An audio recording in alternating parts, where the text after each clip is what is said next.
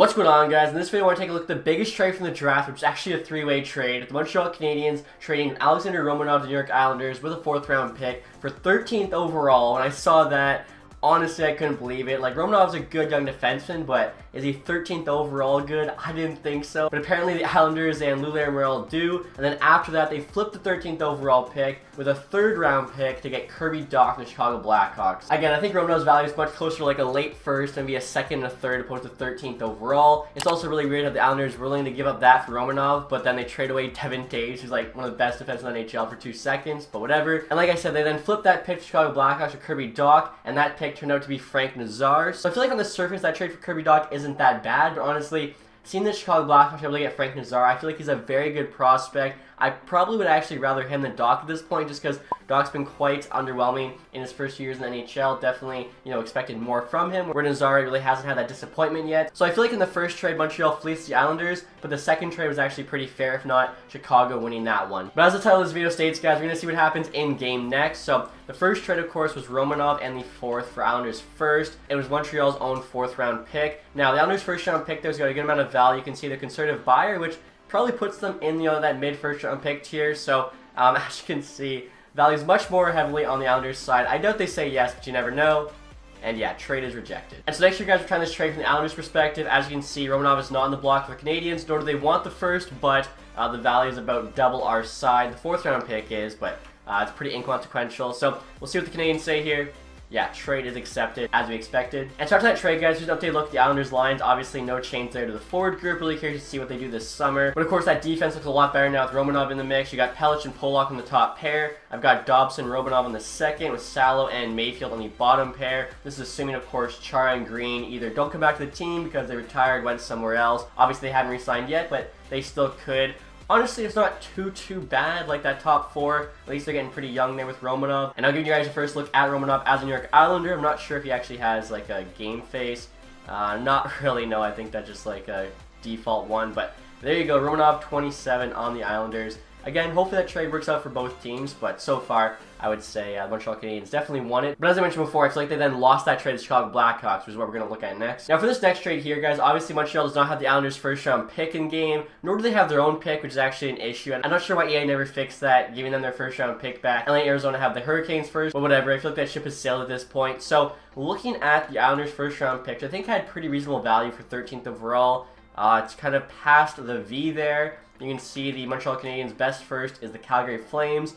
So to kind of make up that value, I'm thinking we have to add a 3rd. And then in that trade, they actually include a 3rd of their own. So again, one of the 3rds is to make up the lower 1st round pick value. The other 3rd was actually there. So 1st and a 3rd, 13th overall. Kirby Dach, 20 years old, 81 overall, high top 6. Again, was 3rd overall pick, but been quite underwhelming so far. 23 points, 64 games his rookie year. 10 points, 18 games a year after that. And this past season, he had 26 points in 70 games. So I really don't hate this trade for Chicago. Like, Kirby Dach's still young. He's only 21. He could turn out to be like a really solid top 6 power forward in this league. But he also could end up being a bust who doesn't turn out. And at that point, he's gotten no value. So Chicago's mind, they're not sure which way he's going to go. They decide, you know what, we're going to move on from him and get Frank Nazar, who they obviously think has a better chance of being a star in the NHL in the future. So again, don't hate this trade at all for Chicago. The other one they made, though, for DeBrincat, I definitely did hate. We have to bring back some apparently terrible players from Montreal, so we'll do somebody, hopefully no negative value. I think, yeah, that'll work there. So, looking at the trade, I think Montreal's going to say no here. With medium difficulty, I should mention. Here we go. And trade is rejected. Okay, interesting. So, let's say it was like a Calgary pick was somewhere in the 20s, so just a 20s pick opposed to 13 for Dach. And they still say no. Wow. And next, you guys want to give you an update look at Chicago's lines after today. It's pretty crazy, what one day can do. So I've still got Kubalik on the team as he's an RFA, but hasn't been qualified yet. And there's talks of looking to trade him, so keep that in mind. Taves is there. Will they move on from the captain who's been there forever? A lot of people are saying that they're purposely making bad trades so that Taves and Kane will waive their no move clause. I don't know about Taves doing that. How much value does he really have? Even at 50% retained, that's still $5 million for him.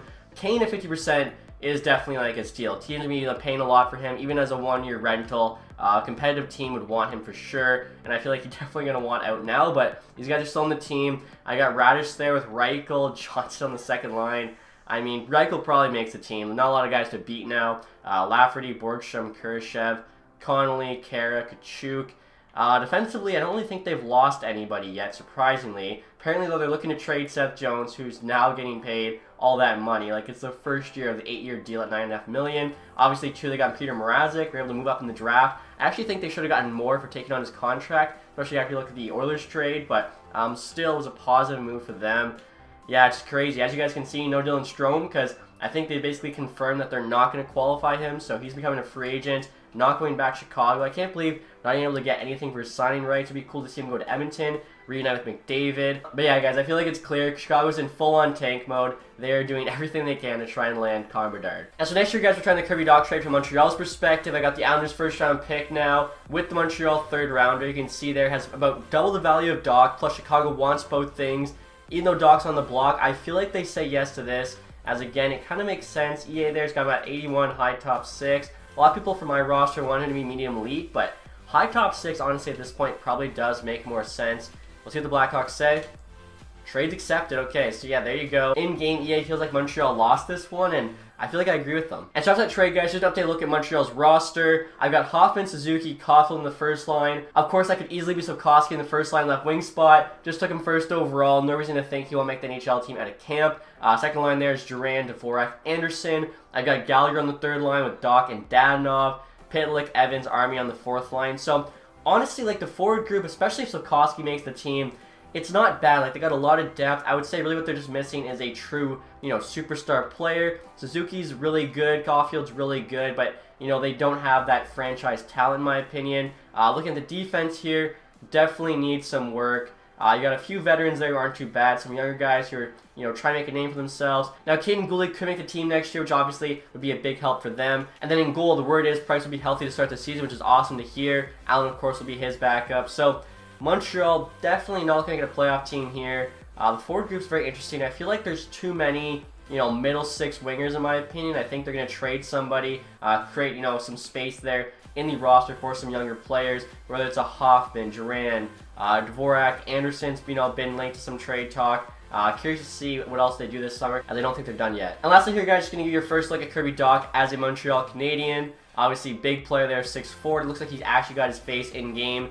77 Dach, doesn't look too bad. Again, hopefully, he does well with Montreal, better than he did with Chicago. But that's going to do it for this video, guys. Let me know which team you think won in the comment section below. Was it Montreal who made the 2 trades? Was Chicago? Was the Islanders? Love to hear from you guys. And as always, if you did enjoy this one, leave that thumbs up. If you haven't subscribed yet, hit the button down below. Thank you guys so much for watching. Have a nice day. Goodbye.